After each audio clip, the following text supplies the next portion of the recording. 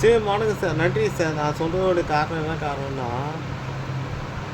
நீங்கள் சொன்னீங்கல்ல எம்எல்ஏக்கு எல்லாருக்கும் கார் இல்லை சொன்னீங்கல்ல. சரி ஓகே சார், வாங்கி கொடுங்க. எங்கள் வரி பணத்துலேயே நீங்கள் வாங்கி கொடுங்க, தப்பு கிடையாது.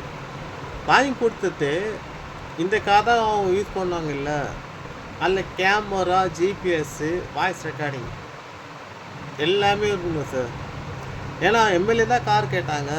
ஏன்னா என்ன நடக்குது தெரியணும் பொதுமக்களுக்கு. பொதுமக்களுக்கு தெரியணும் அவசியம் இல்லை, உங்களுக்கு தான் தெரியணும் அவசியம் இல்லையாம்மா சார்? நான் கேட்குறேன். அதில் கேமரா இருக்கணும், வாய்ஸ் ரெக்கார்டிங். இந்த கார் எங்கெங்கே போகுது? ஏன்னா நீங்கள் எல்லாத்துக்கும் செலவு பண்ணுற சொல்லிட்டீங்க.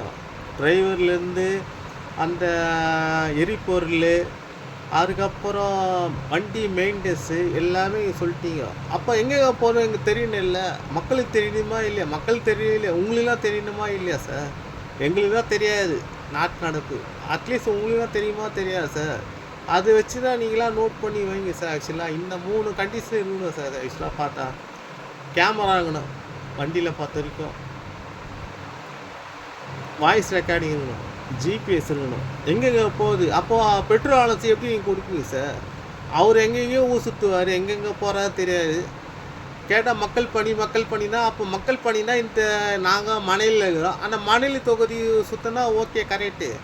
அவர் எங்கேயோ சுற்றுறானா அப்போ என்ன கணக்கு? நான் கேட்குறேன். இந்த பதிவு சிஎம் சார் வரைக்கும் போன தெரிஞ்சு என்னுடைய கருத்து நான் தெரிவிக்கிறேன்.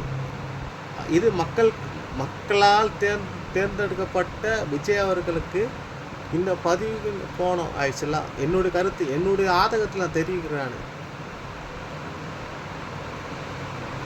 இதுதான் என்னுடைய முடிவு. வணக்கம் சார், நன்றி.